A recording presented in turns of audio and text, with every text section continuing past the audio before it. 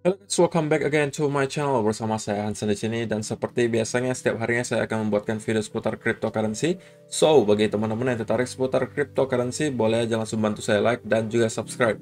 Jangan lupa juga untuk hidupkan lonceng notifikasinya supaya teman-teman gak ketinggalan update terbaru seputar cryptocurrency. Apa kabar hari ini teman-teman semuanya? Mudah-mudahan baik-baik semua, sehat-sehat dan terhindar dengan yang namanya corona. Pada hari ini pastinya kita akan update lagi soal Bitcoin.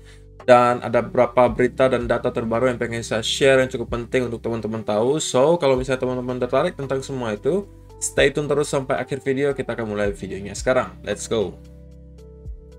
Oke guys, seperti biasa kita akan mulai dari CoinMarketCap terlebih dahulu. Kita refresh dulu sebentar.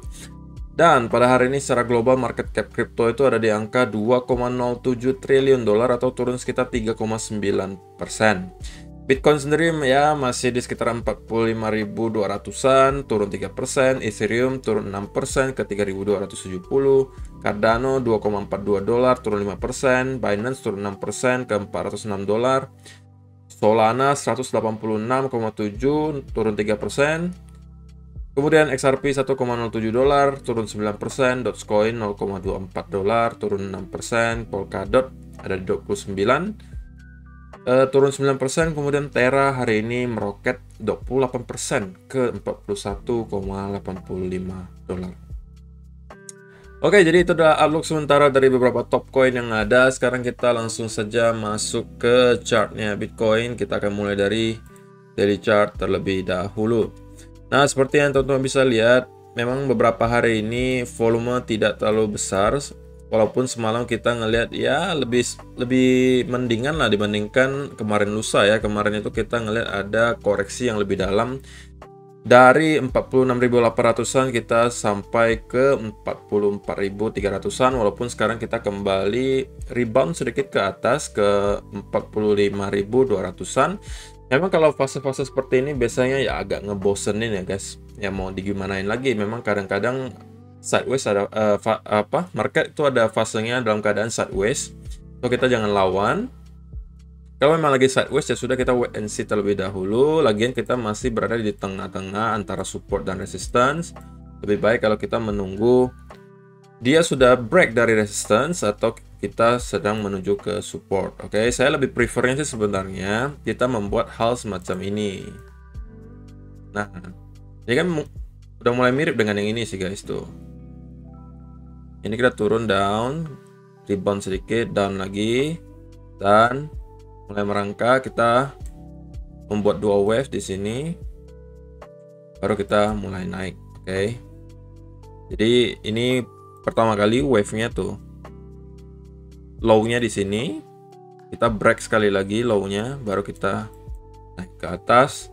So saya lebih prefer kalau kita mungkin ya kalau misalnya dari sini kita tetap merangkak turun dan break dari low di sini, maka itu sudah mungkin bisa jadi kita akan ngeliat semacam perlawanan dari para buyer dan membuat semacam fake breakout. Nah, dari sini kemungkinan saya akan mencari setup untuk buy. Tetapi tetap teman-teman harus do your own research ya. Ini hanya pendapat saya dan apa yang akan saya lakukan nanti, jadi tidak harus teman-teman ikuti. Dan kalau misalnya teman-teman zoom in ke 1 hour chart, ya kalau digambarin kita sekarang ini berada di semacam descending broadening wedge lah ya.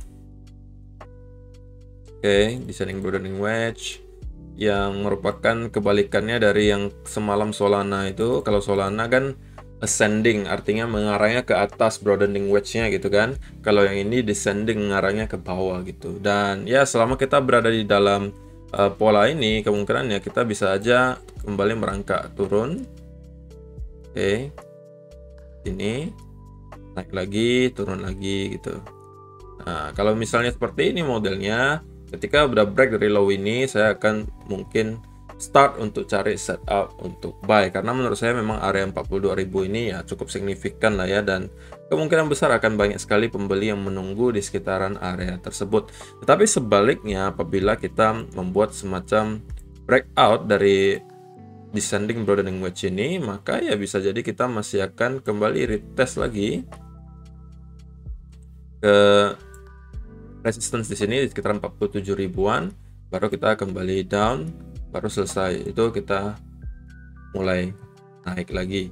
Nah, untuk skenario bullishnya, long term bullish ya, kita harus at least, mungkin seperti yang kemarin sudah saya sampaikan, itu harus di atas 40.500 close-nya, kemudian kita harus konsolidasi di atas, dan dari itu kita baru bisa mengatakan, oh kemungkinan kita udah mulai ingin melanjutkan bull run lagi. Tetapi kalau untuk sementara, selama kita masih berada di bawah area resistance di sini, maka kita masih asumsinya akan ada short term correction gitu ya. Jadi baik itu kita retest dulu ke sini atau kita dari sini tetap berada dalam pola descending broadening wedge ini.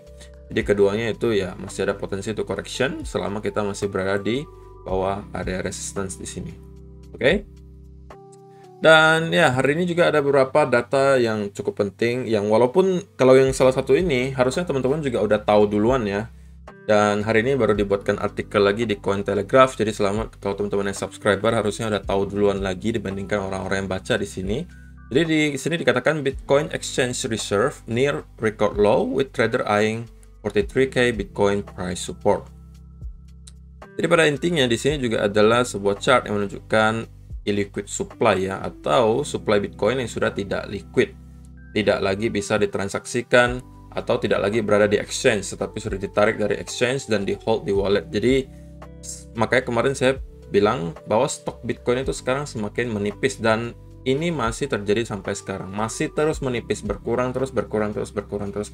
Tetapi teman-teman perlu ingat, data on-chain ini adalah untuk menilai mid sampai long term, bukan untuk mempresentasikan short term trading. Jadi nggak bisa untuk short term, tapi untuk mid sampai long term data on-chain ini. Jadi seperti kayak misalnya teman-teman kalau di saham itu fundamentalnya. Kadang-kadang ada perusahaan yang fundamentalnya bagus, tetapi short termnya kita ngelihat ada correction. Tapi kita tahu fundamental perusahaan ini bagus gitu kan.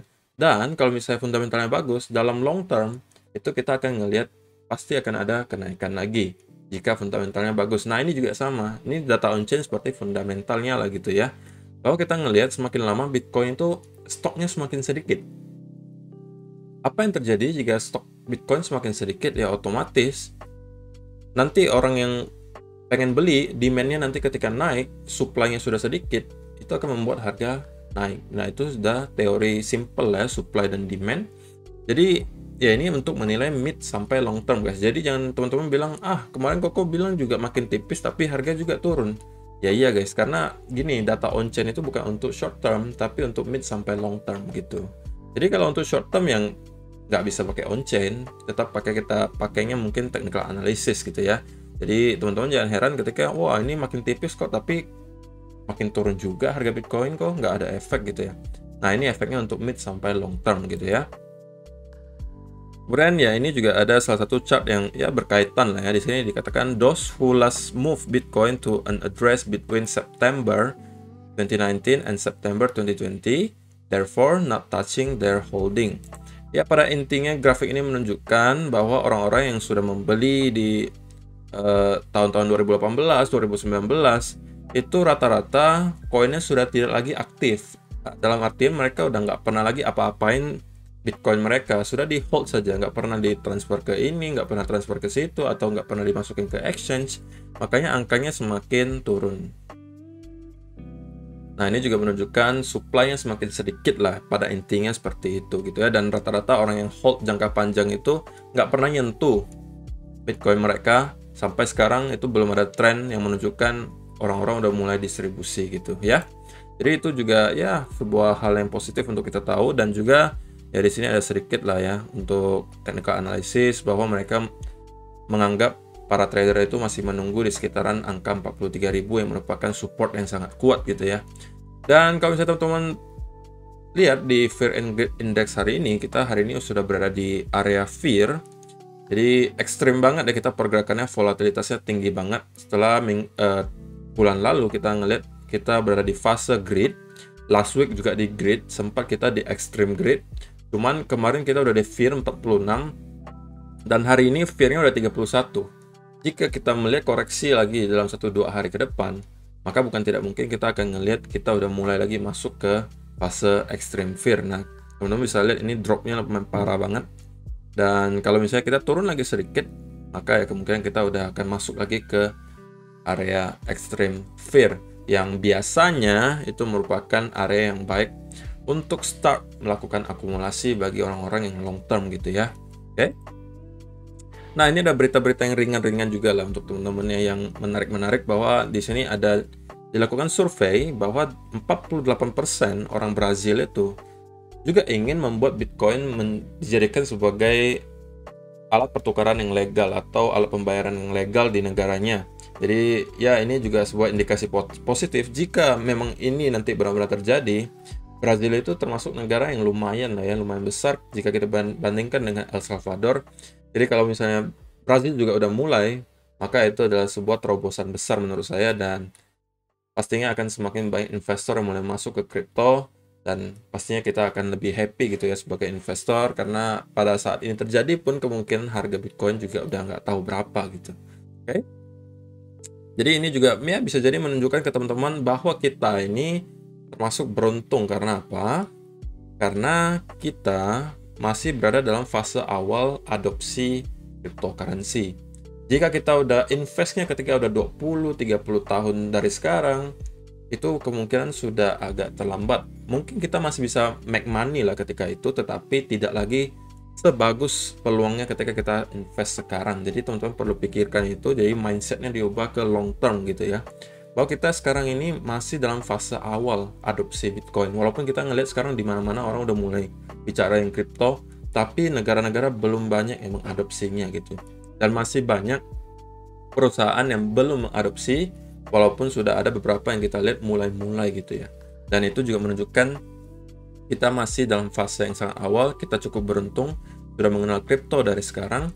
Dan kalau misalnya teman-teman juga setuju, harusnya teman-teman bakalan punya mental yang kuat untuk tetap hold long term. Dan juga billionaire investor Leon Cooperman yang mengatakan, if you don't understand Bitcoin, you are old. Jadi ada seorang bilioner mengatakan kalau kamu nggak ngerti Bitcoin, kamu nih kayaknya udah tua gitu. Jadi ya pada intinya mungkin dia pengen bilang lah ya bahwa sekarang zamannya sudah berubah. Jadi kalau misalnya kamu belum mengerti Bitcoin, ya kayaknya kamu harus belajar lagi gitu, bahwa sekarang udah ada teknologi baru yang namanya cryptocurrency. So ya, itu aja sih untuk hari ini. Terima kasih yang sudah menonton videonya sampai selesai. Semoga bermanfaat untuk kalian semua. Dan ya, jangan lupa untuk like dan share-nya. Kita akan bertemu lagi di video yang berikutnya. Bye-bye.